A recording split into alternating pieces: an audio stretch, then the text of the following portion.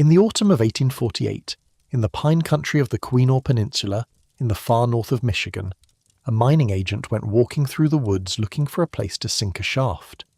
His name was Samuel Knapp, and he worked for a company with an old copper claim near the Ontonagon River. Knapp was not looking for anything ancient. He was looking for a vein worth digging. But he noticed something odd in the forest floor, a long shallow trench, filled in with soil and leaves and grown over with trees that were centuries old. It looked, to his trained eye, like an old working. So he had his men clear it out. They dug down through the leaf litter of hundreds of winters, and near the bottom of that trench, maybe 18 feet down, they found a mass of pure copper. This was not all streaked with a little metal. It was solid native copper, hammered by hand, close to 6 tons of it. And it was not lying where it had fallen. It had been lifted.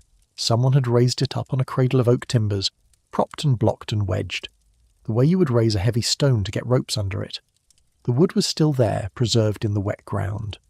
Around the copper lay hundreds of stone hammers, rounded beech cobbles, many of them broken, and that is where the strangeness begins. Because the copper had been worked loose from the surrounding rock, and lifted and set on its cradle, and then, for reasons no one will ever know, left there, halfway out of the earth, as if the people who spent months freeing that 6-ton mass had set down their tools one evening and never come back for it. The men who found it in 1848 did not know what to make of it, and the story they eventually told themselves about it was wrong in a way that matters and that we will come back to before the night is through. They decided that some vanished race of ancient miners had done this work, some lost and mysterious people who came and dug and disappeared without a trace. It is a tempting story. It is also, as we will see, not true. But you can understand the pull of it, standing at the bottom of a pit in the forest, looking at 6 tons of hand-worked copper that somebody raised on wooden beams and then abandoned, in a place where the trees growing over the trench were already hundreds of years old. It feels like a message. It feels like the ground is trying to tell you something, in a language you have not quite learned. That feeling, that particular shiver, is what we are chasing tonight.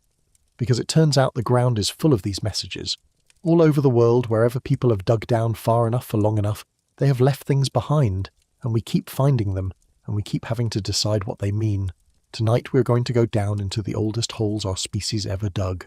16 of them, spread across the whole of the human story, from a cave in southern Africa where people were mining more than 40,000 years ago, to a chamber of crystals in Mexico, where living things were sealed inside the stone for longer than our species has had cities, to an emperor's tomb in China that we know exactly how to find and have deliberately chosen not to open.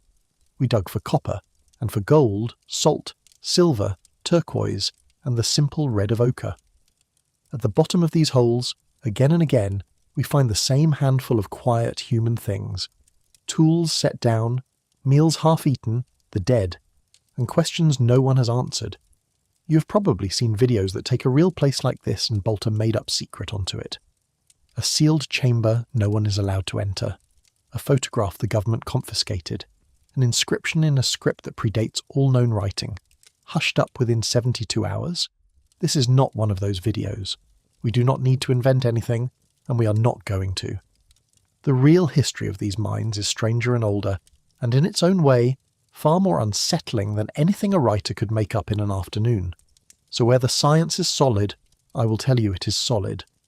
And where there is a genuine mystery still standing open, a real question that the experts themselves cannot yet answer, I will tell you exactly where the knowing stops and the dark begins. We're going to count upward, from the merely astonishing toward the one that may be the single greatest unanswered question in all the archaeology of the Americas, and I will come back to that 6 tons of copper on its oak cradle before the night is out. Because by the end, I think you will see that it is the whole story in one image, so find somewhere comfortable, let your shoulders drop, and come down with me into the first hole in the ground, on Naica, the Cave of the Crystals, Mexico.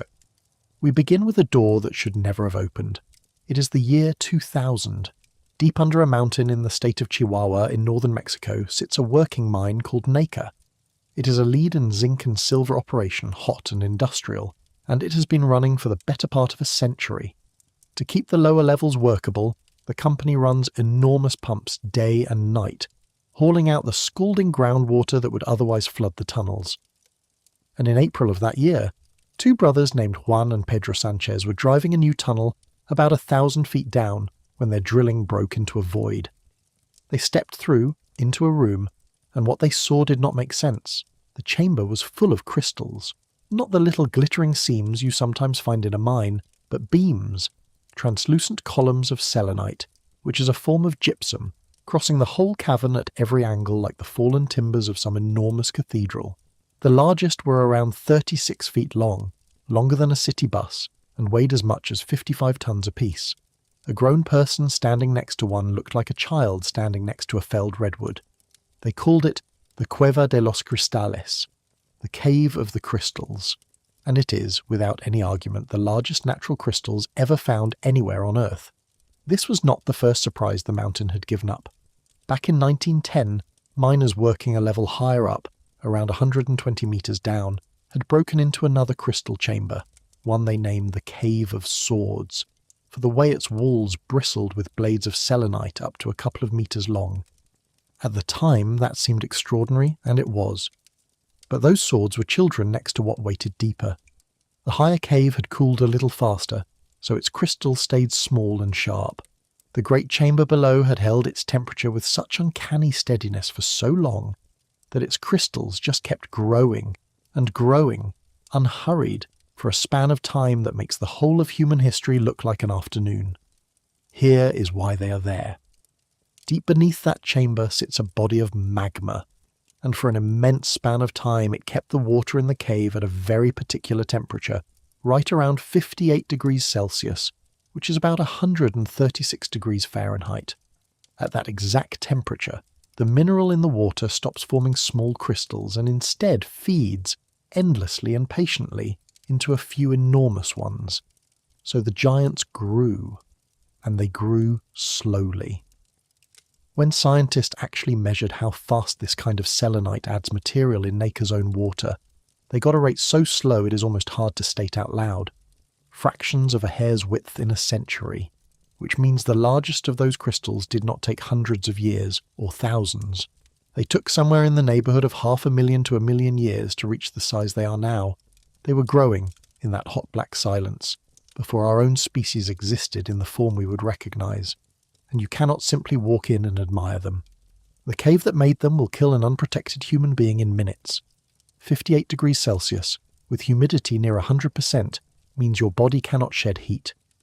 The researchers who went in wore refrigerated suits packed with ice, breathed through respirators, and even then could only stay for short stretches before retreating to a cool tent to recover. One scientist admitted she stayed in for 55 minutes once and described it with feeling as life-threatening. But the crystals are not the real payoff here. The real payoff came from a woman named Penelope Boston, an astrobiologist who has since gone on to lead NASA's Astrobiology Institute. Boston and her team wondered what, if anything, could live in a place like this. So they took sterile drills and bored very carefully into the crystals themselves. Because as those columns grew, over all those hundreds of thousands of years, they occasionally trapped tiny pockets of the ancient water inside, sealed off like flaws in glass. And inside those sealed pockets, Boston's team found microbes, not dead ones, living organisms that had apparently gone dormant inside the crystal, cut off from the outside world by tens of thousands of years, by some estimates 10,000 to 50,000, and which the team was then able to revive in the laboratory. Life that had been asleep in the rock since before the last ice age ended, waking up in a petri dish. I should be careful here, because that is the whole point of this channel. That result caused real debate among scientists. Reviving something that old is an extraordinary claim, and there were serious questions about contamination and about the age estimates. That argument is a normal, healthy part of science. But even the most cautious version of the story is staggering. In the fluid trapped inside the largest crystals on Earth, there were organisms that had been holding on in the dark, in the heat, for a length of time that dwarfs all of recorded history. And then the story does something that feels almost deliberate. In 2015, the ore ran low and the price of zinc fell, and the company shut the pumps off. The pumps were the only reason the cave was dry, so the water came back.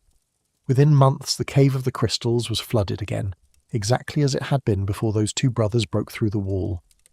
The largest crystals in the world are down there right now, underwater, in the dark, resealed by the same hot water that grew them. We had them for 15 years, and then the earth quietly took them back.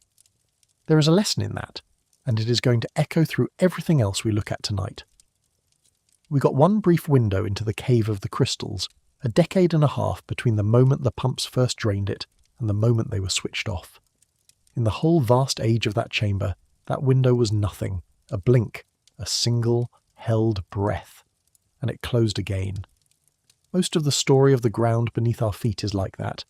It is sealed, and it is patient, and now and then, almost by accident, a door opens for a little while, and if we are lucky and quick, we get to look. Naica reminds us how much is still down there behind the water, unseen, and how briefly we ever get to see any of it. That mine was chasing silver and zinc and lead, ordinary metals of the modern world, but the very oldest mines that human beings ever dug were not after metal at all. They were digging for a colour. 2.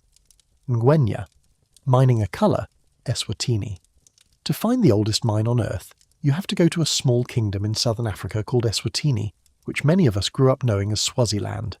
There is a mountain there named Ngwenya, which means crocodile in the local language, because the ridge once had the profile of a great basking reptile before modern iron mining cut it back.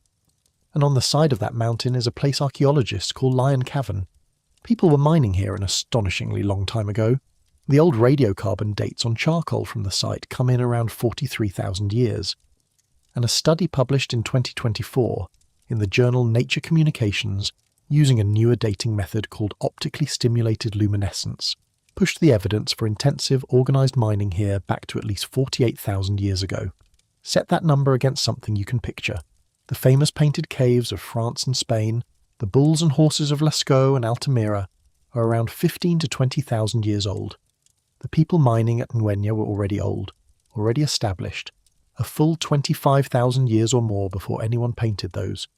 This is not the dawn of art. This is long before the dawn we usually talk about, and they were not digging for iron, even though the mountain is made of iron ore. Smelting iron, actually turning ore into metal, was still tens of thousands of years in their future. They had no use for iron as iron. What they wanted was the hematite itself, a rich red iron oxide, which you can grind into a powder. That powder is ochre, red ochre. So the question becomes, what did they need 43,000 years ago that was worth this much effort? And this was real effort. They followed the seams, they broke the rock with heavy stone tools, dolerite choppers and picks and hammers, and they hauled it out. This is not a person idly picking up a coloured pebble. This is a mine. And the answer is that ochre was meaning. Ground fine and mixed with fat or blood, it became a paint for the body, a pigment for the dead in burial, a marker for objects that mattered. In later times, the descendants of these mining traditions, the ancestors of the Sand peoples, would use ochre for the rock paintings that cover the region. Red carried ritual, and fertility, and purity, and the sacred all at once. Red was, in a sense that is very hard to argue with, the first symbol. And that is the thread to keep hold of as we go. The oldest mining on Earth, the very first time our ancestors organised themselves to dig deep into the planet and pull something out, had nothing to do with hunger, not food, not a better spear. They dug for a colour that meant something. We went underground for the first time in pursuit of an idea, and it was not only red they were after. Alongside the hematite, the miners of Ngwenya took out specularet, a form of the same iron mineral that glitters, that catches light in tiny mirrored flecks. Ground up and rubbed onto skin or hair, it would have made a person shimmer. So one of the oldest deliberate acts of mining in the human record was carried out, in part so that people could shine. 40,000 years ago and more, our ancestors were already climbing a mountain and breaking rock, not to survive the day, but to decorate themselves, to mark a body as special, to make the dead beautiful or the living holy. This matters more than it might first appear, because colour is one of the ways archaeologists trace the awakening of the modern human mind. At a cave called Blombos, down on the South African coast, researchers found a workshop for processing ochre that is around 100,000 years old, and in levels spanning roughly that same window, down to about 75,000 years ago, several small pieces of ochre deliberately engraved with cross-hatched patterns, among the oldest known abstract designs made by a human hand. When you see people gathering pigment and grinding it, and marking things with it, You're watching a mind that thinks in symbols, a mind that can let one thing stand for another. That is the same mental spark that would, tens of thousands of years later, let a miner in the Sinai turn a little drawing of an ox into a letter. The road from Ngwenya to the alphabet is long, but it is one road. There is a second chapter to Ngwenya, much later, that is worth a moment. Around the year 400 of the Common Era, a completely different people arrived, Bantu-speaking farmers who knew how to smelt, and they mined the very same mountain, but now for the iron itself, cooking the ore in furnaces to make metal, forging it into hoes and blades and trading it across the region. So this one hillside carries two mining traditions separated by tens of thousands of years. First the hunters who wanted red for meaning, and much later the metalworkers who wanted iron for tools, and then, in our own time, a third wave. In the 1960s, a modern company came in with heavy machinery and cut the mountain open for iron ore to ship overseas, and in doing so they scraped away much of the ancient shape of the ridge and destroyed parts of the old workings. The Crocodile Mountain lost its crocodile profile. We very nearly bulldozed the oldest mine on Earth before we understood what it was, which leaves a real and open question, and I will not pretend it is settled. How far back does that impulse actually go? Ngwenya is the oldest mine we have found. It is almost certainly not the oldest mine there was. There were people scattered across Africa long before 48,000 years ago who used ochre, and some of the oldest evidence of pigment use runs back 100,000 years and more. Somewhere out there, drowned under risen seas or buried under later ground, are older diggings we have not found and may never find. Ngwenya is simply the oldest door we have managed to open. Those miners took red out of the mountain to mark what mattered. In another mine, thousands of years later, workers would take the next step and give us a way to write it down. 3. Serabit el-Qadim, the birth of the alphabet, Sinai. Every single letter in the words I am speaking right now was born underground, in a copper and turquoise mine, in the dark, by people whose names we will never know.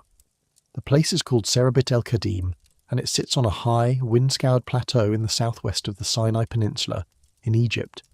For the ancient Egyptians, this was a mining outpost, worked hard during the Middle Kingdom and again in the New Kingdom, roughly 4,000 years ago and after. What they came for was turquoise, that blue-green stone the Egyptians loved for amulets and jewellery, and copper alongside it.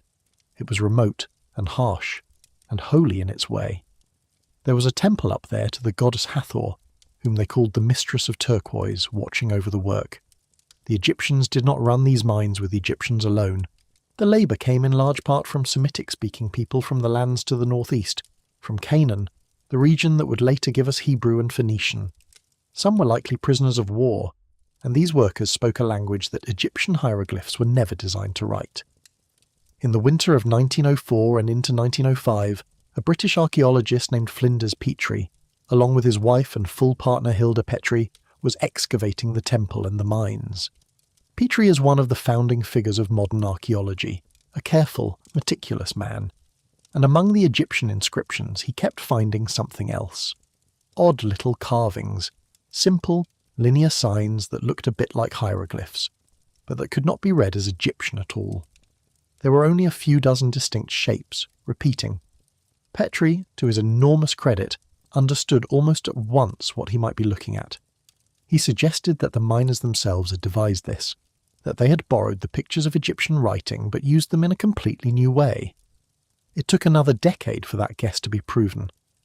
In 1916, a great Egyptologist named Alan Gardner worked out the trick. In Egyptian writing, a picture stood for a whole word or a cluster of sounds. But in these mine carvings, each picture stood for just the first sound of the thing it showed, a picture of a house, which in the Semitic language of these workers was something like bait, was used to mean simply the sound B.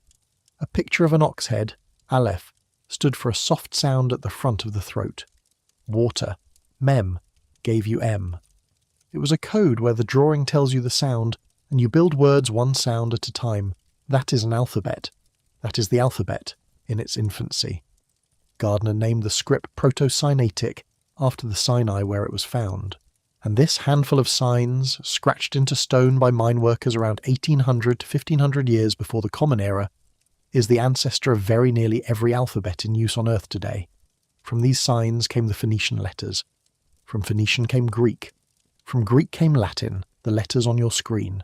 Down another branch came Hebrew and later Arabic. Trace the A you learned as a child back through thousands of years, and it does not end in a palace or a temple. It ends in the hand of a labourer in a turquoise mine, turning a little drawing of an ox into a sound. There is one object from Serabit that brings this whole story into focus, and it now sits in the British Museum.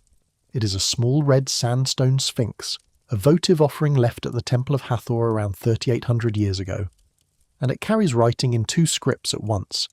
Along one side, in proper Egyptian hieroglyphs, it reads, roughly, beloved of Hathor, mistress of turquoise, and in the new miner's script, cut more crudely, it spells out a short Semitic phrase that Gardner read as Balat, meaning simply, the lady, another name for that same goddess.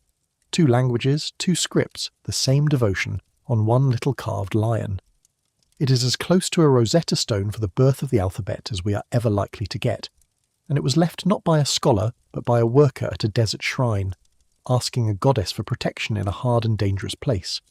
We even have, carved into the rock up there, the records of the expeditions themselves. The Egyptians would send a high official down to run each mining season, and he would leave inscriptions boasting of the turquoise he brought home. On some of these panels, the official had himself shown riding a donkey, with an attendant walking behind and a young boy walking in front.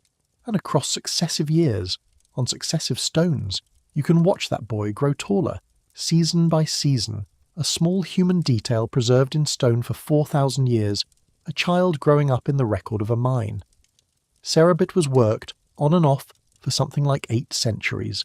Generations of people came and went in that harsh, high place, and among the turquoise and the copper and the prayers to Hathor, without anyone planning it or noticing it happen, they left us the seed of writing. I should be careful and fair here, because scholars still argue about the details.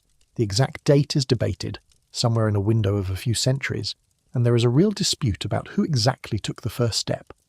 A few very early alphabetic inscriptions have turned up elsewhere, including at a desert site in Egypt called Wadi el Hol, found in the late 1990s, which some experts think may be as old or older. There is even a lively argument about whether the inventors were the Semitic labourers or Egyptian scribes working with them. That argument is not settled, and I am not going to pretend it is. But the heart of the story stands, and it is one of the most quietly revolutionary facts in all of human history.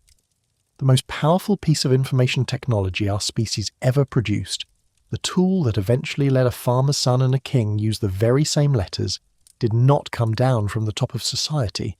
It came up from the bottom, out of a mine, from working people improvising a way to write their own names in their own tongue. Those miners carved letters into stone. Other miners, in the cold heart of Europe, carved whole cathedrals out of salt. 4. Wieliczka, the Cathedral of Salt, Poland. Near the city of Krakow in southern Poland, there is a mine called Wieliczka.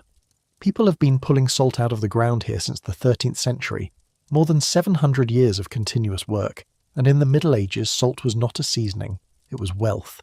It was how you preserved meat through a winter, how you kept an army fed on the march. Kings grew rich on it, and the men who went down into Wieliczka to dig it out spent their entire working lives underground, in the dark, in a place that could kill them a dozen ways, from cave-ins to floods to the simple exhaustion of the labour. The mine is enormous. On the order of 280 kilometres of passages work down through 9 levels, reaching more than 300 metres below the fields of Poland. It is one of the oldest salt mines in the world still standing, and it was among the very first places anywhere to be named a UNESCO World Heritage Site back in 1978. But that is not what makes people weep a little when they see it. What the miners of Wieliczka did over those 7 centuries was carve, not just tunnels, not just working chambers, churches. Down in the salt, hundreds of feet below the surface, there are chapels, there are altars and statues of saints and reliefs of Bible scenes, and there are chandeliers hanging from the ceilings, and every bit of it, the walls, the floors, the sculptures, the very crystals in the chandeliers, is salt. Rock salt, cut and shaped by hand. The greatest of them is the Chapel of St. Kinga. It is a full church, easily the size of a small cathedral, and it is hewn entirely from the salt. The floor, which looks like polished tile, is salt worn smooth. The great reliefs on the walls, showing scenes from the life of Christ, were carved by miners who were not trained artists. They were working men who spent their days digging, and then, in devotion, spent more time turning their workplace into something holy. They lit it with chandeliers whose crystals they made by dissolving the natural rock salt and letting it recrystallize clear, so it would catch the light. St. Kinga herself comes with a legend the miners love to tell, and it is worth hearing because it shows how they wanted to understand their own work. Kinga was a Hungarian princess, so the story goes, betrothed to a Polish prince. As a wedding gift, she asked her father not for gold but for salt, which was more precious. He gave her a salt mine in Hungary, and she threw her engagement ring down into its depths. When she travelled to Poland and her miners began to dig at Wieliczka, the very first lump of salt they cut open held her ring, returned to her across the mountains. So the miners believed their salt had come to them as a gift blessed by a saint, and they honoured her for it, which is why the greatest chamber in the mine bears her name. It is a folk tale, but it tells you how these people felt about the ground they worked, not as a resource to be stripped, but as something almost alive, something that could give and take and answer a prayer. Down there are underground lakes of saturated brine, so dense that a person floats on them like a cork, still and green in the lamplight. There are cathedral-sized caverns and cramped little galleries and everything in between, and it was never only beautiful, it was deadly work. Salt miners faced cave-ins and floods of water that could dissolve their supports, and pockets of methane gas that could explode. Some of the strangest old jobs in the mine belonged to the men whose task was to crawl ahead of the others, wrapped in wet cloth, holding a torch on a long pole to burn off the gas before it could kill a work crew. They were called penitents, and they gambled their lives shift after shift so the digging could go on. The mine has kept working in one form or another into modern times, and it has picked up new chapters along the way. During the Second World War, the occupying Germans put part of Wieliczka to use as an underground site for war production, safe from bombing. In gentler decades, doctors noticed that the salt air deep in the mine seemed to ease the breathing of people with asthma and lung trouble, and a health resort grew up in the caverns, where patients still come to sleep in the salty dark. And every year, well over 1 million visitors ride the old shafts down to stand in the chapel of St. Kinga and look up at those salt chandeliers. 700 years of continuous human presence, all of it underground, all of it in the same white rock. There is no mystery to solve here, no hidden chamber, no secret door, and that is exactly the point. The wonder of Wieliczka is not that something inexplicable happened in the dark. The wonder is entirely human. It is the fact that people who spent their whole lives underground, in a hard and dangerous trade, looked at the salt they were digging and decided to make it beautiful. They took the thing that ruled their lives and turned it into a place to kneel. Whatever else you believe about human beings, that impulse, to make the underworld sacred, to carve a cathedral out of the very substance of your labour runs very deep in us. In 5. Hallstatt, the man in salt, Austria. Before we leave the salt, there is one more mine I have to bring you to, because it holds the purest example on earth of the idea at the centre of this whole video. What we leave at the bottom, high in the Austrian Alps, above a lake so beautiful that people travel from the other side of the world to look at it, there is a mountain called the Salzberg, and inside it is Hallstatt, the oldest known salt mine anywhere. People have been taking salt out of this mountain for something like 7,000 years, back into the Neolithic, and deep tunnelling began in the Bronze Age. And salt, as we said, preserves. It refuses to let things rot. So Hallstatt has given us a window into ancient working life sharper than almost anywhere else on the planet. Down in those tunnels, archaeologists have found the ordinary things that never normally survive. Leather shoes and gloves, woolen caps and sacks, a rope as thick as your wrist still coiled, wooden shovels and the carrying frames the miners strapped to their backs to haul 30-kilogram blocks of salt up out of the dark, thousands of burnt pine splinters that they used for light, even scraps of their food, and, preserved in the salt, their own waste, which scientists have studied to learn what these people actually ate. And in the year 1734, miners cutting a new tunnel came upon something that stopped them cold. A human body. A man dressed in Bronze Age clothing, carrying Bronze Age tools, his flesh and hair preserved by the salt across 3,000 years. They called him the man in salt. He had almost certainly died in a collapse, deep in the mine, and the salt had simply held him, exactly as he was, until his descendants, 100 generations later, dug him back into the light. That is the theme of the whole night made literal. We go down into the earth for what we need, and sometimes the earth keeps us.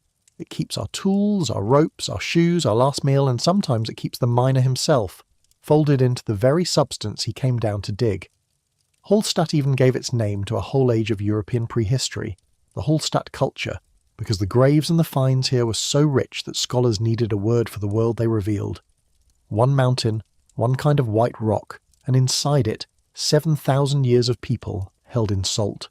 Salt, copper, turquoise, gold. But before any metal, before people ever pulled a shining vein out of the rock, there was one hard thing that our ancestors mined above all others. The stone that could cut everything else. 6. Grimes Graves, the flint industry, England. Long before the first copper was ever worked, the single most valuable mined material on earth was flint, and I want you to set aside for a few minutes the picture you probably carry of Stone Age people as simple folk chipping idly at rocks. Because what happened in the flint mines of Neolithic Europe was industry. Real, organised, large-scale industry, thousands of years before the first cities. In the county of Norfolk in eastern England, there is a place with a haunting old name, Grimes Graves. The name is a bit of a historical accident. Later Anglo-Saxon people found these strange pits in the ground, hundreds of them, grassed over, and assumed they were the work of a god, Grim being one of their names for the god we would call Woden or Odin. So, the graves of Grim, but they were not graves at all. They were mines. Around 4,000 to 5,000 years ago, Neolithic people sank hundreds of shafts here, some of them 40 feet deep, straight down through the soft chalk, and they were not digging at random. They were going down to reach a very particular seam of high-quality flint, a black glassy flint they called, in modern study, floorstone, the best cutting material in their world. When they hit the seam, they dug sideways, opening low galleries out from the base of each shaft, following the good flint-like coal miners following a seam. Here is the part that stays with me. Their picks were made of antler, red deer antler, shed each year by the animals and gathered up, then used to lever and rake the chalk away from the flint. Archaeologists have found these antler picks left down in the galleries, and you can still see on the chalk walls the marks where they were used. You can find, pressed into the old chalk dust, the fingerprints of the people who worked there, and the sooty smudges of the little lamps they carried, chalk cups burning animal fat to see by. There are places where they left an offering, a careful little pile of antler and chalk at the end of a worked-out gallery, as if to thank the earth or ask its pardon. The same story played out at an even grander scale in Poland, at a site called Krzemionki, where a vast field of banded flint mines was worked in the same era. It is now, like Wieliczka, on the UNESCO list. And there is a third great site of this kind at Spienne, in Belgium, where the shafts go down more than 15 metres through the chalk. Across Neolithic Europe, wherever the good flint lay deep, people sank mines to reach it. A couple of details from Grimes Graves stay with anyone who studies it. The first is the scale of the antler problem. Every one of those shafts and galleries was dug with picks made from shed red deer antler, and the picks wore out and broke. Archaeologists estimate that working this one flint field would have consumed many thousands of antlers, which means someone had to gather them, year after year across a wide territory, as the deer dropped them each spring. So behind the mine sits an invisible second economy, a whole seasonal effort of collecting the very tools the miners needed, generations of people keeping the pick supply flowing. The second detail is stranger. In one worked-out gallery, early excavators found a small chalk figure, carved into the shape of a rounded female form, set on a little shelf with a chalk phallus and a pile of antler picks nearby as if left as an offering. Some read it as a fertility goddess of the mine, a plea for the flint to keep coming. Others suspect it may have been placed there by the Victorian diggers themselves, as a kind of joke or hoax. The argument has never been fully settled, which is oddly fitting. Even at the bottom of a Stone Age mine, we're left wondering exactly what the people were thinking. And here is the thing that turns flint from a curiosity into something profound. These miners often dug straight past perfectly usable flint nearer the surface in order to reach the deep seam of the very best stone. They did not want just any flint. They wanted the finest, the black glassy floor stone that could be knapped to a longer, sharper, more elegant edge. That is a choice about quality, even about beauty made underground 5,000 years ago. and the axes made from that special flint were carried astonishing distances, traded hand to hand across whole regions, showing up hundreds of miles from where the stone was dug. Some of the finest ground and polished flint and stone axes of the age were far too perfect ever to have chopped a tree. They were wealth, they were status, they were made to be given and kept and admired. So even here, at the very foundation of the tool-making world, the same theme keeps surfacing. We were never only digging for what we needed. We were digging from the very start for what we valued. And when you stand back and look at what these places actually represent, the word primitive falls apart in your hands. Coordinated shafts, planned galleries, a workforce that had to be fed and organised, a distribution network that carried the finished flint for miles and miles. This is mining as an organised human enterprise, complete with all its logistics and all its risks, happening in the age of antler and muscle and firelight, millennia before writing, before the wheel reached these shores, before anything we would call a town. Flint made the tools that built the ancient world, but copper made the first age of metal. And the way people went after that copper, once they wanted it, tells you something hard about what we are willing to spend to get what we value. 7. The Great Orme, bronze in the dark. Wales. On a limestone headland on the north coast of Wales, above the seaside town of Llandudno, rises a great rounded hill called the Great Orme. The name comes from an Old Norse word for a sea serpent, because that is what the headland looks like from the water, and in 1987, workers clearing ground for a car park broke into a hidden world beneath it. Tunnels, miles and miles of tunnels, winding down through 9 levels of the rock, more than 5 miles of them mapped so far, and the archaeologists think they have found less than half. It turned out to be the largest prehistoric mine ever discovered anywhere on Earth, and it is not modern. It was dug in the Bronze Age, beginning around 4,000 years ago, at about the same time the great stones were being raised at Stonehenge, by people using nothing but hammers of beech stone and picks of animal bone, chasing the green copper ore called malachite deeper and deeper into the hill. They dug an astonishing amount. Archaeologists have recovered several thousand stone hammers from the workings, along with tens of thousands of animal bones. Many of them worked into scrapers and picks, and estimates suggest the mine produced enough copper to make close to 2,000 tons of bronze, which may make it the most important single source of copper in all of Bronze Age Europe. But the detail that stops you cold is a matter of size. Some of those tunnels are tiny. The narrowest are barely 8 inches across, far too small for any adult to squeeze into, and they were worked. Someone crawled down those passages in the dark by the light of a little animal fat lamp and dug. Archaeologists believe the tightest of those veins were worked by children, perhaps as young as 5 or 6 years old. I do not say that to horrify you, though it is hard to hear. 4,000 years ago, we wanted copper badly enough that we sent our youngest children crawling into cracks in a Welsh hillside to claw it out of the rock. And I want to note one more thing, in fairness, because it cuts against the easy story. There is no evidence the miners here were slaves. This seems to have been a community mining its own hill, families working together, the way families everywhere have always shared out hard and dangerous work, which is somehow both better and worse. It was not cruelty imposed from outside, it was simply how a whole people lived and what they were willing to ask of their own children so that there would be bronze. When you hold the Great Orme next to Lorien, next to the Roman condemned, next to the skilled and purple-clad workers of Timna, you start to see the full range of what mines have made of the people who worked them, and none of it is simple.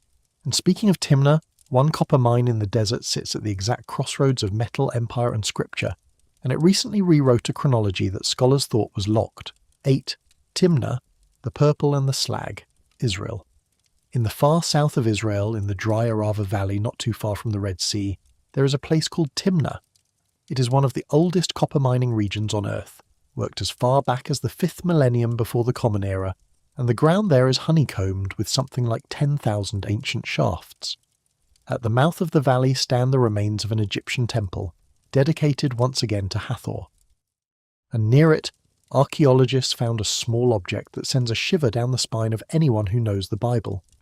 A little serpent, about 5 inches long, made of copper with a gilded head. It is impossible not to think of the passage in the Book of Numbers where Moses is told to make a bronze serpent and set it on a pole, the object later called the Nehushtan. For a long time, The whole site was read as an Egyptian operation. The pharaohs, it was assumed, ran these mines with the labour of others, and that was that. The place had once even been nicknamed King Solomon's Mines, after the biblical king, largely thanks to an American archaeologist named Nelson Gluck, who surveyed the region in the 1930s, found pottery he dated to the 10th century, and declared this the very source of Solomon's fabled wealth. It was a thrilling idea, and it made headlines. But then, in 1969, archaeologists uncovered that temple to Hathor at the valley mouth, unmistakably Egyptian, and the pendulum swung hard the other way. Solomon was quietly dropped. The mines were reassigned to the pharaohs. Most scholars settle on Egypt as the true master here, and the romantic old name became a bit of an embarrassment. And then, starting around 2009 and running on through the 2010s, an archaeologist named Erez Ben Yosef from Tel Aviv University went back into the smelting camps with modern methods. He focused on a site with the grim old nickname Slaves Hill, first excavated back in the 1930s, and on the mountains of industrial waste, the slag, that copper smelting leaves behind. He gathered charcoal and organic material, layer by layer, and had it radiocarbon dated with real precision. And the dates that came back overturned the consensus. The peak of industrial copper production at Timna was not in the great age of Egyptian power. It centred on the late 11th and 10th centuries before the Common Era, right around the traditional era of King David and his son Solomon. And the operation was not being run by Egypt at all. It was being run by a sophisticated local society, most likely the Kingdom of Edom, the very people the Hebrew Bible describes as the neighbours and rivals of early Israel. More than 1,000 tons of smelting debris on that one hill. Furnaces by the dozen. This was industrial-scale metallurgy, in the right place, at the right time, run by a desert society that older textbooks had dismissed as too simple, too nomadic, to build anything so organised. And the desert here preserves things almost perfectly, which has let Ben Yosef's team do something remarkable. They have not just dated the slag. They have found the ordinary life of the miners, kept intact by the dryness for 3,000 years. They found the donkey pens, and in the ancient dung they could see what the animals were fed, and it was not scrub and straw. These donkeys were given great pomace and good hay brought in from Mediterranean farmland more than 100 kilometres away. Somebody was pampering the pack animals because those animals were the lifeline of the whole operation in that brutal terrain. And then there are the textiles. In the waste heaps on Slaves Hill, the team found scraps of woven wool, and 3 of them were dyed a deep purple. Not plant purple, but the true, legendary royal purple made from sea snails, the most expensive colour in the ancient world, the purple that kings and priests wore, dated by radiocarbon to right around the year 1000 before the Common Era. Which means the people running this remote desert smelting camp were not ragged slaves in chains, whatever the old nickname says. They were skilled specialists, well-fed, and some of them wore the colour of royalty. A society that older scholars had written off as barely more than wandering tribesmen turns out to have been organised enough and rich enough to clothe its metalworkers in the purple of a king. And that is the honest, open edge of this story. Ben Yosef's dates are solid and widely accepted now, but the deeper questions are alive and hotly argued. Who exactly commanded this? How advanced really was their society? If a people with few permanent buildings could run a copper industry, whose metal has since been found traded across the Mediterranean, into Egypt, into Greece, perhaps as far as Sardinia. Ben Yosef has made a provocative case that we have systematically underestimated ancient nomads precisely because they did not leave grand ruins behind, only slag heaps and the shadows of tents. If a people build in tents and cloth rather than stone, he argues, our whole method of judging them by their architecture will make them vanish, no matter how sophisticated they were. That argument is still being fought out in the journals. What is no longer in doubt is that a copper mine in the desert quietly reset a chapter of Bible-era history, and did it with charcoal and careful dating, not with any hidden inscription. Timna sat in the shadow of an Egyptian temple, but beneath the most famous Egyptian monuments of all at Giza, a shaft drops down through the rock into standing water. And it was not built for a person, it was built for a god. 9. The Osiris shaft, an engineered underworld, Giza. Everyone knows the pyramids of Giza. Fewer people know that beneath that plateau, cut into the limestone, runs a deep and deliberate shaft that plunges through 3 separate levels into groundwater. It is known today as the Osiris Shaft. It is not a new discovery, and I want to be clear about that from the start because this is exactly the kind of place where a dishonest storyteller would start whispering. The shaft has been known since at least the 1930s, when the Egyptian archaeologist Selim Hassan documented it. It sits beneath the causeway that runs up to the Pyramid of Khafre, one of the Great Pyramids. The upper levels were accessible, but the lowest level, some 95 feet down, was flooded with groundwater and could not be properly examined. That changed in 1999, when a team under the well-known Egyptian archaeologist Zahi Hawass pumped the water out and cleared the bottom. What they found down there was a chamber cut into the rock, with rough stone columns and standing water around a central island of stone, and on that island a large granite sarcophagus. There were fragments of coffins, and there were shabti, the little servant figurines the Egyptians buried with the dead to work for them in the afterlife. Most of the pottery recovered points to use in the late period, more than 2,000 years after Khafre's own time, though a little older material lower down hints that the shaft's history may run further back than the finished chamber we see today. And the whole design, 3 levels descending into water, has a meaning that Egyptologists understand well. Osiris was the god of the dead, the ruler of the underworld, and in the myths his tomb was associated with water, with the primeval waters from which the world arose. So the consensus reading of this place is that it is symbolic, a cenotaph, an empty ritual tomb, built to evoke the watery grave of Osiris himself, and used and modified over long stretches of Egyptian history. The idea of hidden chambers under Giza is itself very old. The Greek historian Herodotus, visiting Egypt in the 5th century before the Common Era, was told that there were subterranean rooms beneath the pyramids, connected to the Nile by channels, where the founder of the Great Pyramid lay on an island surrounded by water. For a long time that sounded like a traveller's tall tale. But when Selim Hassan explored the shaft in the 1930s, and above all when Hawass reached the flooded bottom in 1999, they found exactly that arrangement. A burial cut off by water, a stone island in a dark pool deep beneath the plateau. It seems Herodotus was passing along a real memory of a real place, dressed up a little, more than 2,000 years after it was made and already ancient in his own day. Everything about the design speaks the language of Egyptian religion. 3 levels, descending. Water at the bottom, standing for the nun. The endless dark waters that existed before creation and that surround the world still. An island rising from that water, the way the first mound of dry land was believed to have risen at the beginning of time, and the way Osiris, cut apart and made whole again, was reborn. This was not a place to store a body. It was a machine made of stone and water and symbol, built to say something about death and rebirth in a spot the Egyptians considered the most charged and holy in their whole country.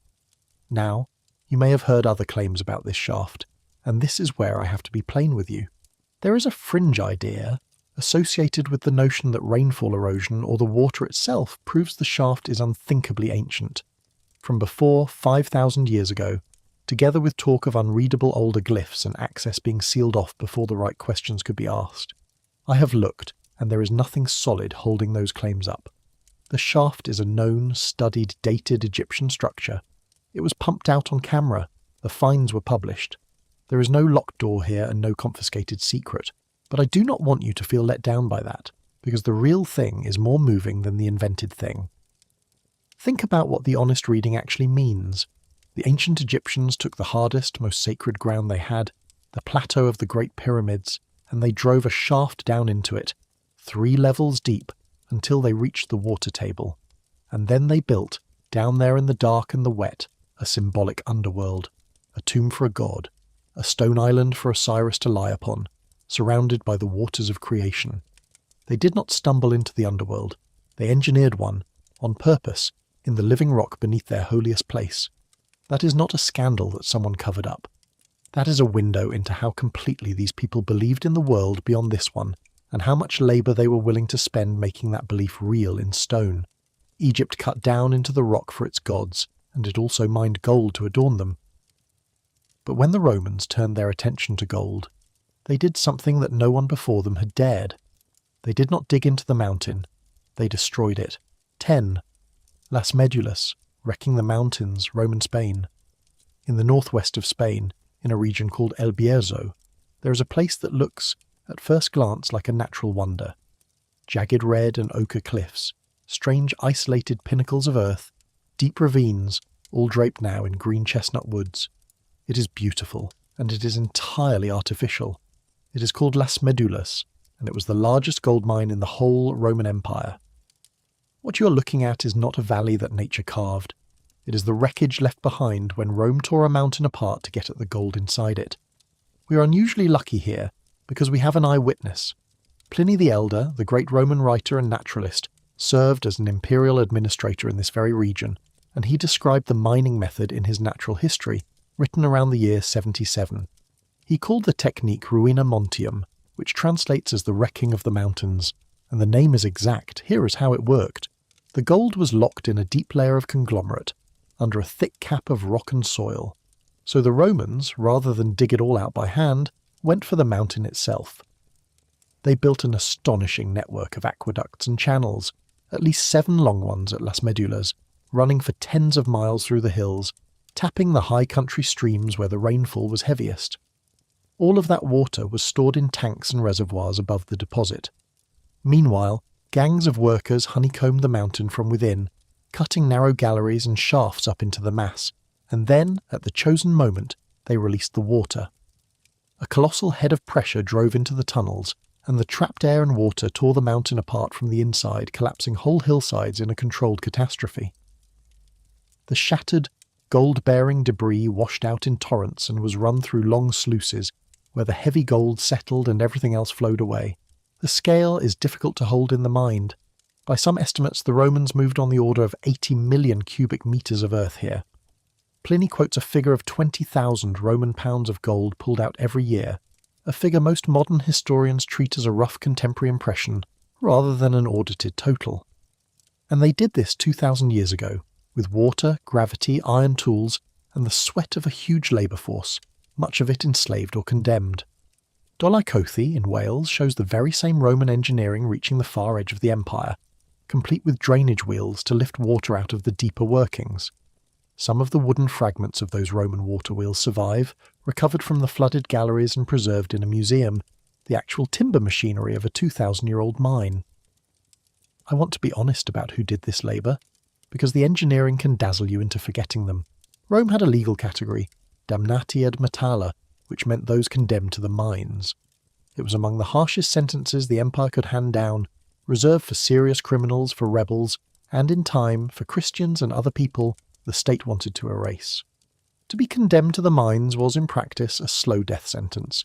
You went into the dark, chained, and you did not come out. So the gold that gilded the emperor's palaces and paid the legions was pulled up, in large part by people the empire had decided to work to death underground.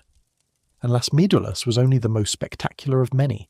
At Rio Tinto, in the south of Spain, whose very name means Red River because the water still runs the colour of the rust from the metals in it, the Romans worked mines that had already been ancient when they arrived, on a scale that stripped whole hills. The empire ran on this. Its coins, its weapons, its water pipes, its wealth, all of it came up out of holes like these on the backs of the condemned. There is a grim little footnote to Pliny himself, the man who described the wrecking of the mountains, who wrote so much about the natural world and its dangers, died a few years later in one of nature's own catastrophes. He was in command of a fleet near the Bay of Naples in the year 79, when Vesuvius erupted over Pompeii, and he sailed toward the disaster to help, and to see it, and he never came back. The great cataloguer of the ancient world was killed by the ash of a volcano, but his account of Las Medullas outlived him by 2,000 years, and it is still how we know what the Romans did to that mountain. And now for the part that turns this from an engineering marvel into something almost frightening. We can measure how much the Romans mined, all across their world, without ever visiting a single mine. We can read it in the ice of Greenland. Scientists have drilled long cores out of the Greenland ice sheet, where each year's snowfall is preserved in a layer, trapping a little of the air's dust and pollution. And in the layers that correspond to the height of the Roman period, there is a distinct spike in lead thrown into the sky by Roman smelting, blown across the whole northern hemisphere and locked into the ice at the top of the world. It is a genuine, measurable scar. And here is the number that lands hardest. The level of airborne lead pollution the Romans reached would not be matched again anywhere on Earth until the Industrial Revolution, roughly 1700 years later. 2,000 years ago, human beings were extracting metal on a scale so vast that they changed the chemistry of the planet's atmosphere and left the evidence frozen in Arctic ice, and would not be surpassed until the age of coal and steam. That is what Roman mining was. Not a hole in a hillside, a mark on the whole world. Roman gold built an empire, but Greek silver from a single group of mines may have saved Western civilization itself, and it did so at a cost we should not look away from. 11. Laurion, the silver that saved Greece. About 35 miles south of Athens, at the tip of the region called Attica, lies a dry, rocky district named Laurion. There is not much there to catch the eye, but beneath it ran veins of silver-bearing lead ore, and those veins may have decided the entire course of Western history. The mines at Laurion had been worked in a small way for a very long time, but in the early 5th century before the Common Era, the Athenians hit a spectacularly rich new deposit, and this is where an extraordinary decision was made. Athens now had a windfall of silver, and the ordinary thing to do would have been to divide it up among the citizens, a little bonus for everyone. A politician named Themistocles argued instead that the city should spend the whole of that silver on ships, on a fleet of triremes, the fast-oared warships of the age. They took his advice. And a few years later, in 480 before the Common Era, the enormous empire of Persia came down on Greece with an army and a navy that should have swallowed the little Greek states whole. It was at the naval battle of Salamis that the Persian fleet was broken, in the narrow water off Athens, by the very ships that Laurion silver had paid for. Historians have argued ever since that if that silver had been handed out as pocket money, there would have been no fleet and no victory, and the story of Greece, of Athenian democracy, of the philosophy and drama and science that flowed from that world might have ended right there. Later, the same silver would help pay for the Parthenon. It became the famous owl coins of Athens that circulated across the ancient world. The ancient writers themselves, Thucydides and Aristotle among them, named Laurion as the financial engine of Athenian power. Those owl coins deserve a moment, because they are one of history's great pieces of branding. On one side, the helmeted head of the goddess Athena. On the other, her owl and a sprig of olive, and 3 letters standing for Athens. They were struck from Laurion silver in huge numbers, and they were so trusted, so reliably pure, that merchants used them all around the Mediterranean and far beyond. Archaeologists dig them up in Egypt, in the Near East, as far away as Afghanistan. For a while, the little silver owl of Athens was something close to the dollar of the ancient world. And behind every one of them was a man in the dark at Laurion, breaking silver-lead ore out of a gallery you could not stand up in. We can still read the whole industrial operation in the ground there. The Athenian state owned the mines and leased the right to work them out to private contractors, who ran them for profit, which is part of why the conditions were so merciless. On the surface, you can still find the washeries, the carefully built stone tables and channels and cisterns where crushed ore was washed with precious water to separate out the heavy silver-bearing rock, all of it engineered to catch and recycle every drop in that dry country. There are the remains of workshops where the ore was smelted, and there is even a well-preserved ancient theatre nearby, at Thorikos, one of the oldest stone theatres in Greece, standing in what was, at bottom, a mining town. The philosopher and soldier Xenophon, worried about Athens' finances after its great wars, actually wrote a proposal suggesting the city buy tens of thousands more enslaved people, specifically to work Laurion harder and refill the treasury. He discussed those human beings the way we might discuss buying machinery. That single detail tells you, more than any statistic, how the ancient world thought about the people at the bottom of its mines. So that is the shining half of the story, and it is genuinely one of the great what-ifs of history.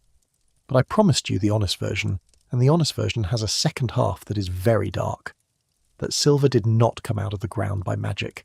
It was dug by human beings under conditions we would now call, without hesitation, slavery.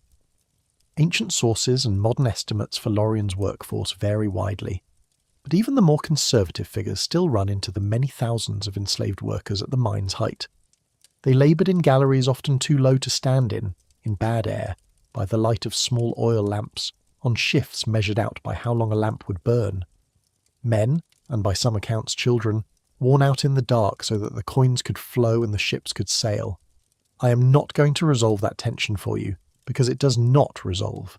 Both halves are true at once. The same mine that funded the birth of democracy, the same silver that let a free citizenry govern itself and argue in the open air, was extracted by people who had no freedom at all and no voice in anything. The light and the darkness are not two different mines. They are the same shafts, the same silver, the same year. We do not get to keep one and forget the other. And I think an honest reckoning with the ancient world means holding both of them in your hand at the same time and feeling the weight. Silver and gold get the songs and the glory.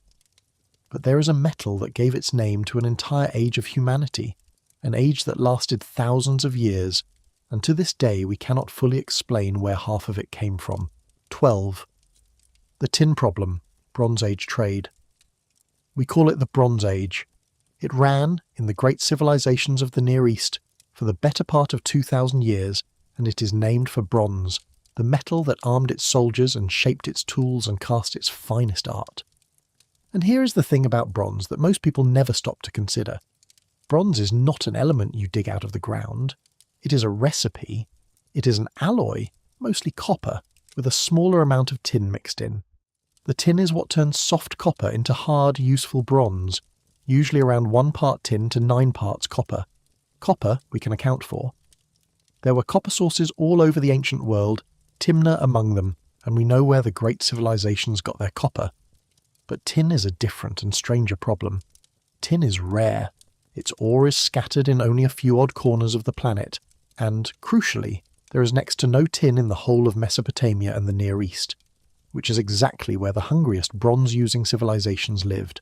The Babylonians, the Assyrians, the Egyptians, the Hittites. They ran their entire world on bronze, and they had, in their own lands, almost no tin at all. We can measure how much tin they were moving, and the numbers are large. There is a famous shipwreck off the coast of Turkey, at a place called Uluburun, a merchant ship that went down around the 14th century before the Common Era. Divers found its cargo still on the seabed, and it was a floating treasure of the late Bronze Age. Around 10 tons of copper ingots, cast in a shape they call oxhide, and about 1 ton of tin, together the exact makings of a great mass of bronze. But that was only the start. There were ingots of raw blue and turquoise glass, ebony from Africa, elephant tusks and hippo teeth, ostrich eggshells, jars of resin, jewellery, and a single gold scarab bearing the name of Nefertiti. Goods from Egypt, from Canaan, from Cyprus, from Greece, from the far north, all on one ship. It is a snapshot of a connected world, an international economy running 3,500 years ago, and the tin was the part of the cargo that made the bronze possible. So the trade was real, and it was enormous. Tin was flowing across the ancient world in quantity. The question that is still genuinely open is where all of it was coming from. There are candidates.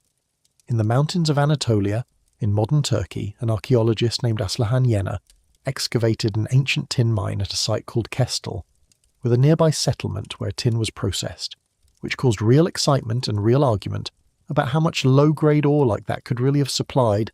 Far to the east, in the region of the Ziravshan River, in what is now Uzbekistan and Kazakhstan, there are old tin mines associated with the Bronze Age Andronovo culture, which some researchers think fed tin westward along early trade routes across the steppe.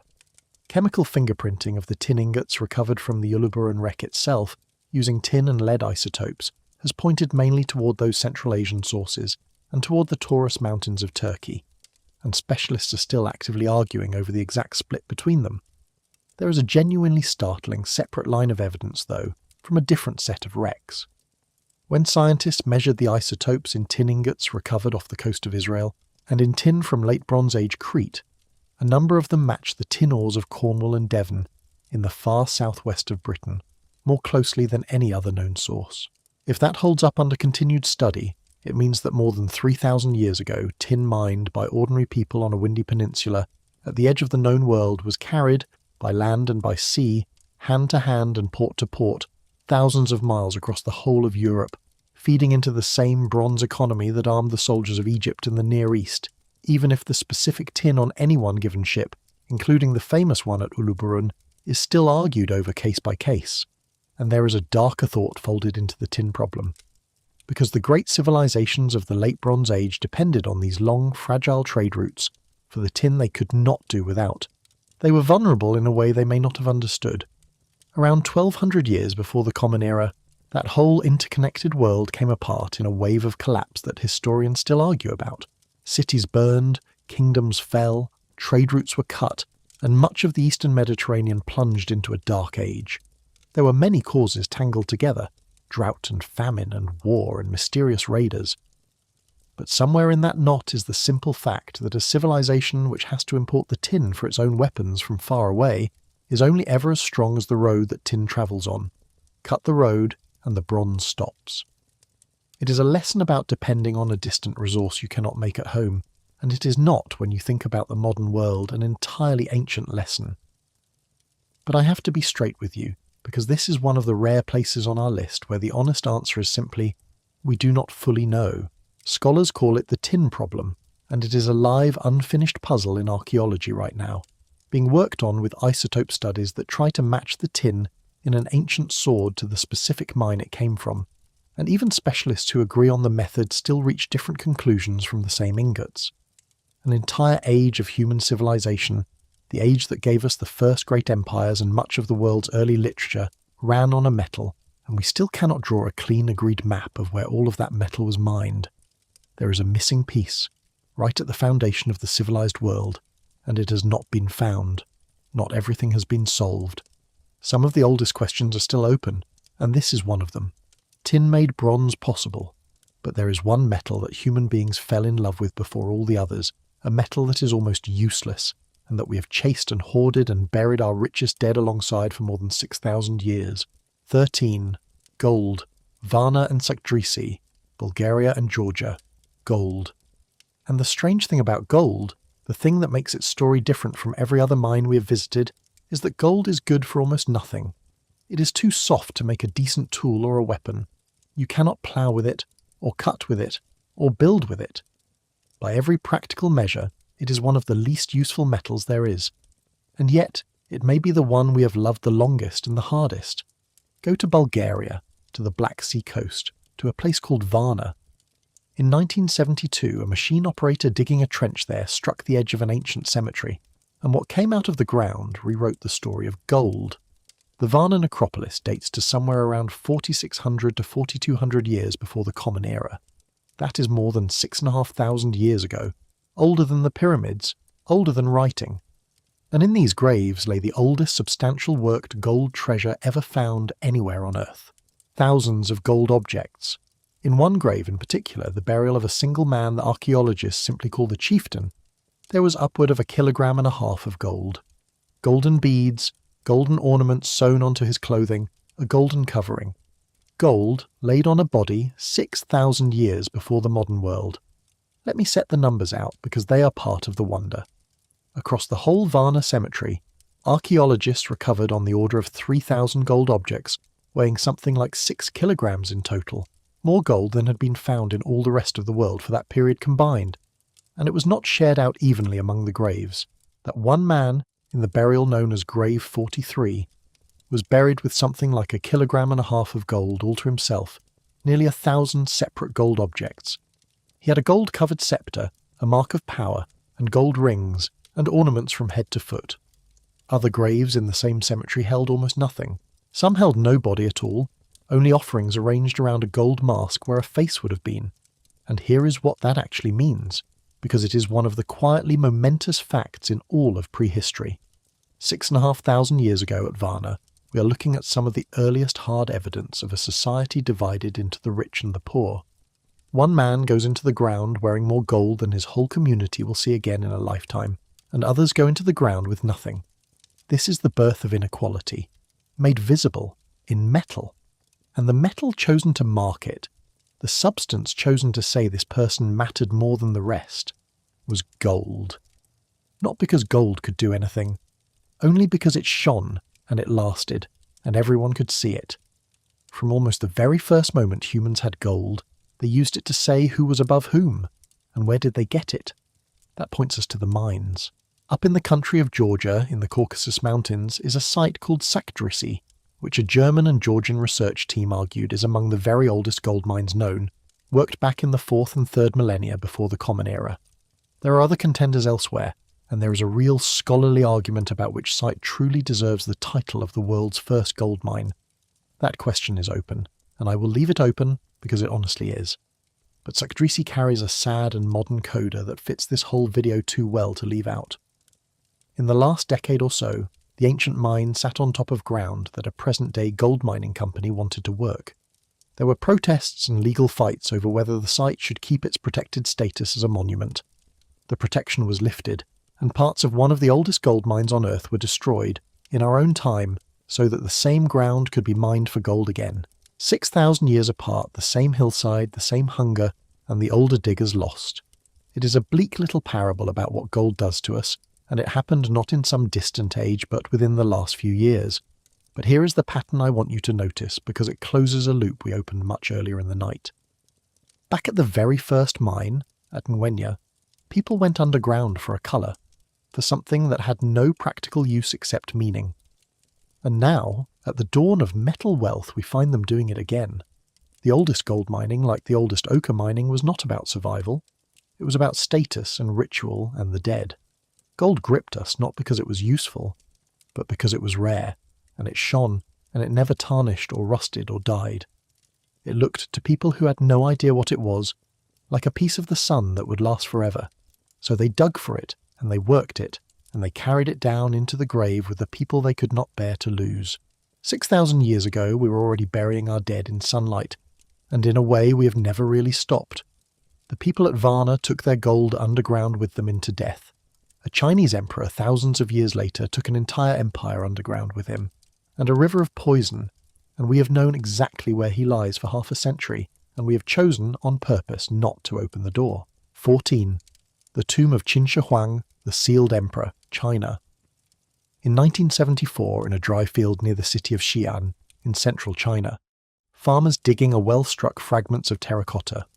What they had found turned out to be one of the greatest archaeological discoveries ever made anywhere. An entire army of life-size clay soldiers, thousands of them, each with an individual face, standing in ranks in enormous buried pits. The terracotta army. And that army was standing guard. It was guarding the tomb of Qin Shi Huang, the first emperor of a unified China, who died in 210 before the Common Era. The soldiers are astonishing. But the soldiers are only the outer defences. The whole necropolis around the emperor is staggering in size, spread over an area of something like 50 square kilometres, dotted with hundreds of pits and burials, a buried city built to serve one dead man. There are pits with terracotta horses and bronze chariots, pits with acrobats and officials and musicians, pits with the bones of exotic animals from a royal menagerie. About a mile to the west of the army stands a great earthen mound, and beneath that mound lies the actual burial chamber of the emperor himself. And that chamber has never been opened. It sits there, right now, intact, sealed for more than 2,200 years. The scale of the labour is almost beyond belief. The historian Sima Qian tells us that 700,000 workers were conscripted to build this complex over decades, a figure most historians treat as a genuine indicator of the project's staggering scale, even if it may not be a literal head count. And there is a chilling detail in his account. When the emperor was finally sealed inside, Sima Qian says, the craftsmen who had built the inner workings, the ones who knew where the traps were and how the mechanisms worked, were shut in with him and buried alive, so that the secrets of the tomb would die with them.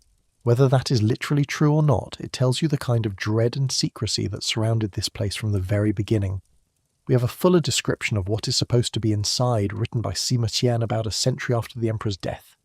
He describes an underground palace, a model of the whole empire, with the great rivers of China, the Yangtze and the Yellow River, recreated in flowing mercury, running down into a mercury sea, all of it kept in motion somehow, so that the rivers of the empire would flow forever beneath the ground.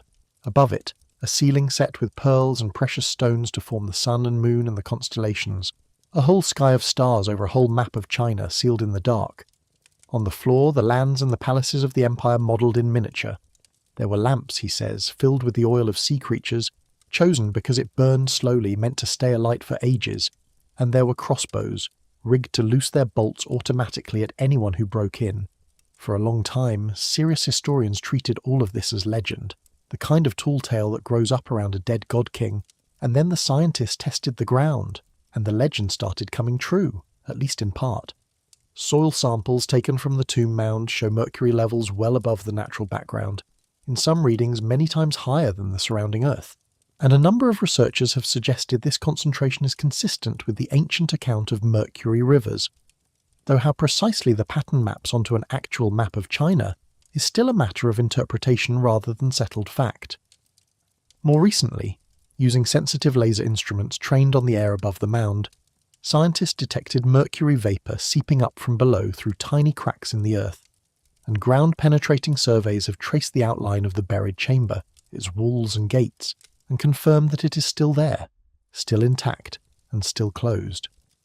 It is a case where an old written account, once dismissed as legend, has been at least partly borne out by physical evidence gathered entirely from the outside without anyone ever setting foot inside. There is a bitter irony threaded through all of it. Qin Shi Huang was obsessed in life with never dying. He sent expeditions to search for islands of the immortals and for elixirs of eternal life, and the physicians and magicians of his court gave him potions to drink that were laced with mercury, which they believed held the secret of immortality.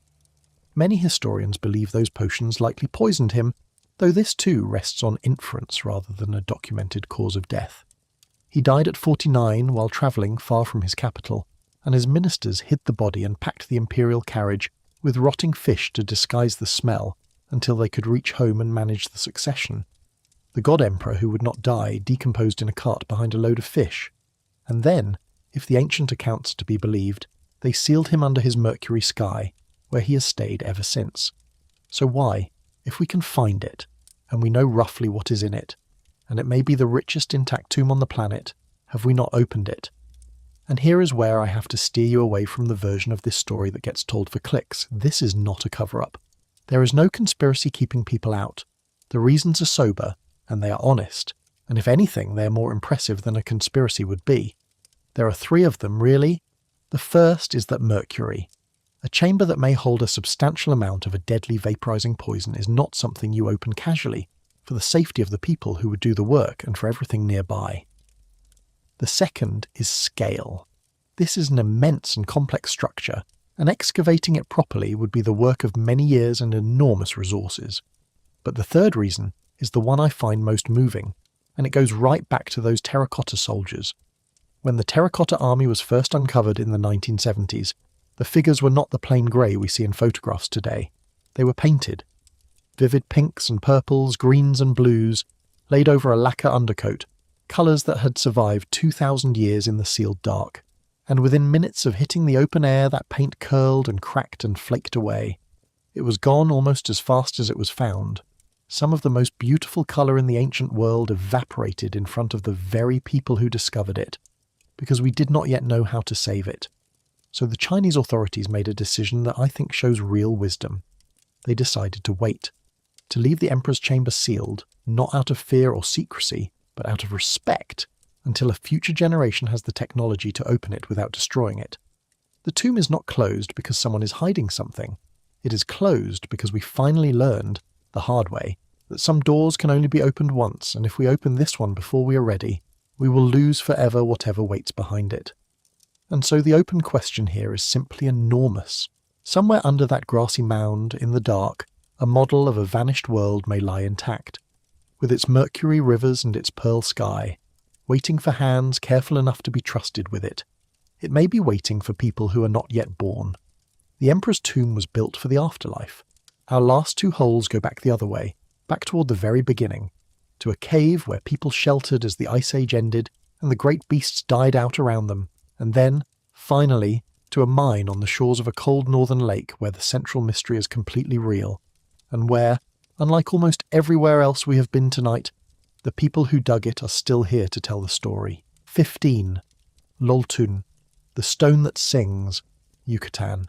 Deep in the Yucatan Peninsula of Mexico, in the flat limestone country, there is a cave called Loltun. The name comes from the Maya, and it means beautifully stone flower. And there is a reason for that name that you can actually hear. In parts of the cave, certain great columns and curtains of rock, when you strike them, ring out with a deep musical note, a sound the Maya knew and used and named. Lol, flower, tun, stone, the stone that sings.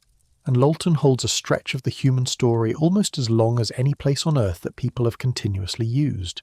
The cave was in use as far back as around 9,000 years before the Common Era, at the very tail end of the last ice age, and down in its chambers mixed in the sediment are the bones of animals that no longer walk the earth. Ice Age megafauna. The remains of mammoths and other giant creatures, ancient horses and bison and great cats that vanished from the Americas as the world warmed. And the human layers run right up through them and continue for thousands of years after, all the way into the age of the Maya, who quarried this cave and drew water from it in the dry season and worshipped in it. On the walls there is art from across that whole span. There is a famous relief carved near one entrance, a standing warrior figure. And there are handprints, pressed onto the rock in red and in black, the plain and startling mark of a human hand reaching out to touch the stone and leave a trace, made by different people across thousands of years, none of whom ever met. Put those two things together, the bones of the vanished giants and the marks of the human hand, in the same cave, and you are looking at something rare and profound. A continuous human presence right across the threshold of a lost world. People sheltered in Loltun and worked there, and made their marks there, while the great Ice Age animals were still alive around them, and they kept coming back long after those animals were gone. They watched a whole world of creatures disappear, and they endured, and they left a record of themselves on the stone the entire time. Standing in Loltun, you're standing at the exact seam where one age of the planet ended and ours began, and there are human handprints on both sides of it. Parts of the cave are restricted today, and once again I want to name the real reason, because it is the opposite of a mystery. It is conservation. When crowds of visitors come into a cave like this, they bring warmth and moisture and carbon dioxide from their own breathing, and over time all of that damages the delicate calcite formations and eats away at the ancient art. The restrictions are there to protect the paintings from us, so that they might survive for the people who come after. There is no sealed chamber here full of forbidden secrets. There is only very old, very fragile beauty, and a sensible decision to guard it. 16. Lake Superior, the missing copper, Michigan, and the return to the cradle. And so we come, at last, back to where we started tonight. Back to a cold lake in the north, and a 6-ton mass of copper resting on a cradle of oak. Remember that copper, left half raised in the trench near the Ontonagon River, propped up on its timbers with the stone hammers scattered all around it, as though the miners had walked away one evening and never returned. It is time to find out who they were and what they left unfinished.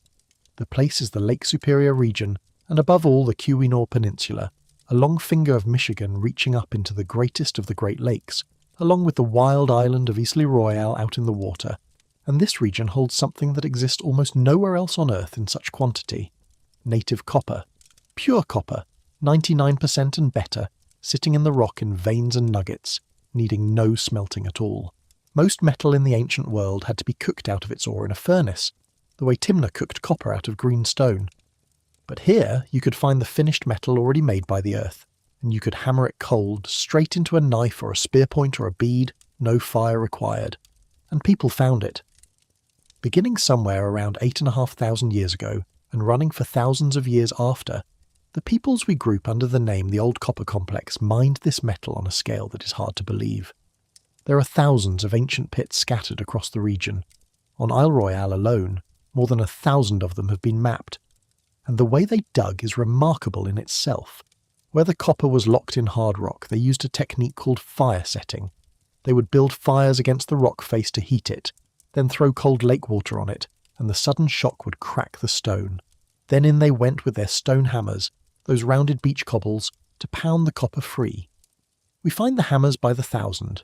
We find the wooden levers and tools, sometimes preserved in the wet ground. We even find, at the bottom of some old shafts, the small bones of the fish the miners ate for lunch, dropped and left where they sat down to rest. For a long time, nobody could pin down exactly when all this happened, because later mining kept destroying the ancient evidence, and charcoal from the pits gave only scattered dates. So a geologist named David Pompiani tried something clever. He reasoned that all that ancient copper working, the heating and hammering, would have released tiny amounts of lead and copper into the air, which would have settled into nearby lakes and been buried year by year in the mud at the bottom. So he and his colleagues drilled cores of sediment out of small lakes near the old mines, including at a place called Macargo Cove on Isle Royale, and read the pollution layer by layer, like rings in a tree. And the chemistry told a clear story. There was a long, sustained pulse of metal pollution, and therefore of mining, running from roughly 6,500 years ago to about 5,400 years ago. Ancient industry, written into lake mud, thousands of years before the modern world came and did it all again. And there is a strange, quiet ending buried in that data. The mining pollution tapers off and stops around 5,400 years ago, and then the lakes fall silent at background levels for thousands of years. Why did they stop? The sediment offers a clue. That drop lines up with the onset of a long dry spell in the region's climate. It may be that the weather turned, and the people moved, and the great early pulse of copper mining simply wound down, not with any disaster, but with a slow change in the world that made the old rhythm no longer worth keeping. People kept using the copper. But the huge, sustained early digging eased off, and much later, in a smaller way, resumed. There is one more object I have to put in front of you here, because it belongs with the copper on the oak cradle. Somewhere along the Ontonagon River for generations there sat an enormous boulder of pure native copper, out in the open, a mass weighing on the order of 1.5 tons. To the Ojibwe it was not a curiosity. It was sacred, a Manitou, a thing of spiritual power, honoured and left in place. White traders and collectors heard of it and coveted it, and in the 1840s a businessman hauled it away by main force, downriver and off to the east, over the objections of the Ojibwe, and it eventually ended up in the collection of the Smithsonian, where it still is. So here again is the pattern of this whole region. A piece of copper that meant something to the people of the place, taken away and carried off, its meaning stripped out and replaced with a price tag and a display case. The Ontonagon boulder and the 6 tons on the cradle are two ends of the same long story about what this metal did to everyone who came near it, and the sequence of it breaks the tidy order we're usually taught. The story we grow up with goes Stone Age, then farming, then cities, then writing, and only then, at the top of the ladder, metalworking. But here, on the shores of Lake Superior, people were carrying out sophisticated, sustained, organised metal extraction, and trading that metal across half a continent, while living as hunters and fishers and gatherers. No cities, no agriculture, and no writing. Copper tools from these mines have been found hundreds and hundreds of miles away, traded down into the southern states and out toward the east coast. It was one of the great raw material networks of the ancient Americas, and it was run by people the old textbooks would have filed as simple. They were nothing of the sort, and now the two things that are genuinely open, the real mysteries, told straight with no invention. The first is a question of arithmetic, and it has been argued over for 150 years. When you try to estimate how much copper was actually removed from all those thousands of pits over all those thousands of years, and then you compare it to how much ancient copper we have actually found in the archaeological record, in graves and tool caches and trade goods, the two numbers are hard to reconcile. A great deal of copper seems to have come out of the ground. Rather less of it seems to be accounted for. This is a real standing puzzle. Scholars debate the numbers on both sides, how much was really mined, how much has simply been lost or melted down or is still out there undiscovered, and it is not a settled matter. It is a genuine open ledger in the archaeology of the continent, one of the oldest unanswered questions in the field.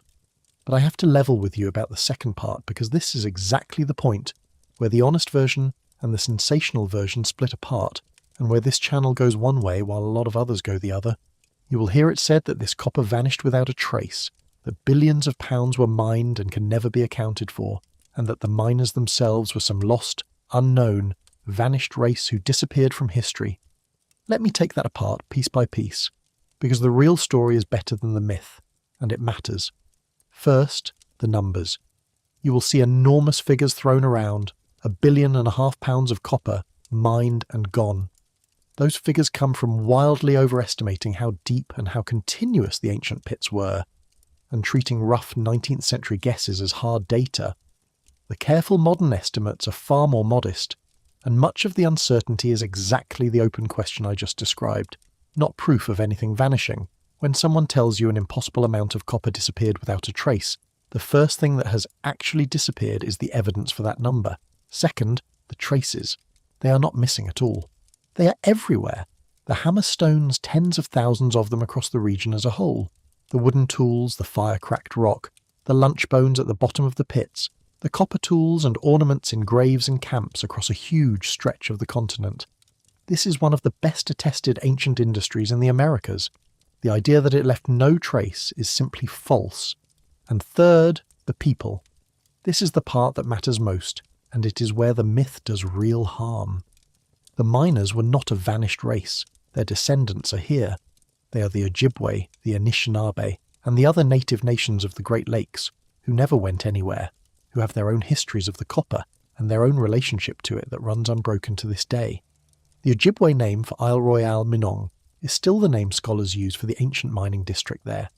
So where did the story of a mysterious lost white race come from? It came from the 19th century, from settlers who were busy taking this land and who found it convenient to believe that the impressive ancient works they kept stumbling on, the copper mines, the great earthen mounds across the Midwest, must have been built by some vanished superior people, anyone but the Native Americans they were displacing. It was a story that soothed a guilty conscience. It was never supported by the evidence, and archaeology has thoroughly dismantled it. The mounds were built by the ancestors of living native nations. The copper was mined by the ancestors of living native nations. The real story does not take the achievement away and hand it to a phantom. It returns the achievement to the people it always belonged to, and that, done honestly, is far more powerful than any invented mystery. And that brings us all the way back to the 6-ton mass of copper on its oak cradle, and I think you can see now why I called it the whole story in one image. Some group of ancient miners found an extraordinary mass of pure copper. They spent who knows how long, weeks, months working it free from the rock. They built a cradle of oak to lift it. They got it up, blocked it, wedged it, ready to move, and then they left it. We do not know why. Maybe the seasons turned and they went to fish and never got back to it. Maybe the group that knew about it was scattered by war or sickness or hunger. Maybe there was simply always going to be next year until there wasn't. We will never know.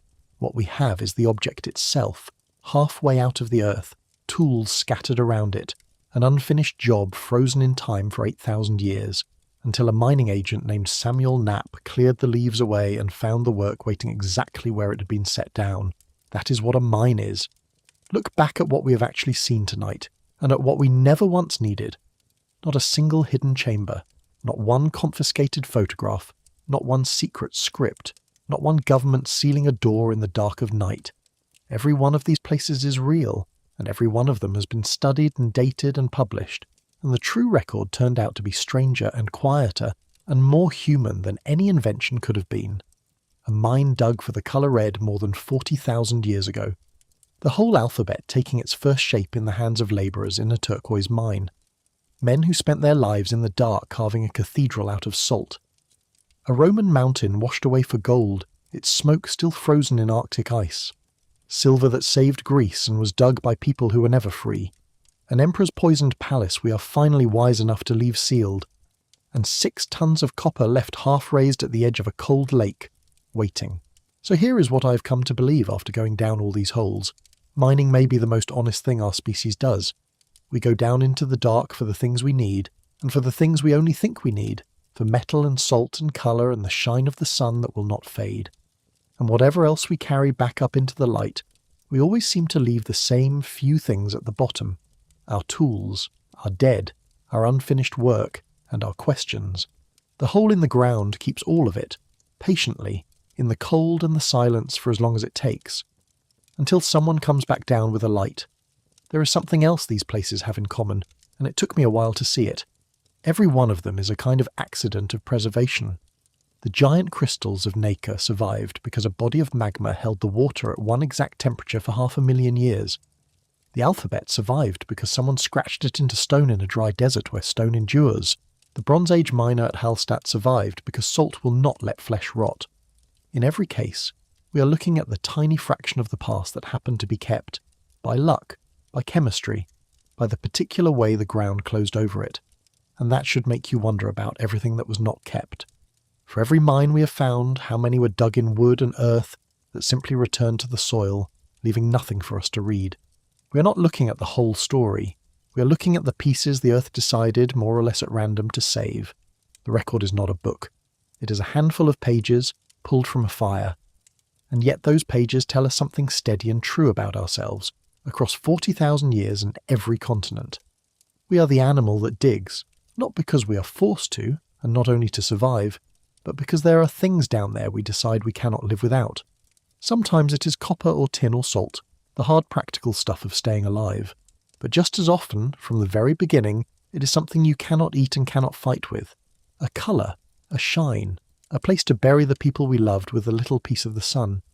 We have always been willing to go down into the dark, into danger, into the crushing weight of the earth, for meaning as much as for metal. It was true of us before we could write it down, before we could farm, before we could do almost anything else that we think of as human. And how many more are still down there, unfound? Older minds lie drowned now under seas that rose when the Ice Age ended, or buried under the foundations of cities that never knew they were built on someone else's diggings. Some are waiting, like the crystals of Naica, behind a wall of water that closed again the moment we stopped looking. And of what we have already pulled up into the daylight, a great deal, like that missing Lake Superior copper, is still genuinely unaccounted for. We do not know how much.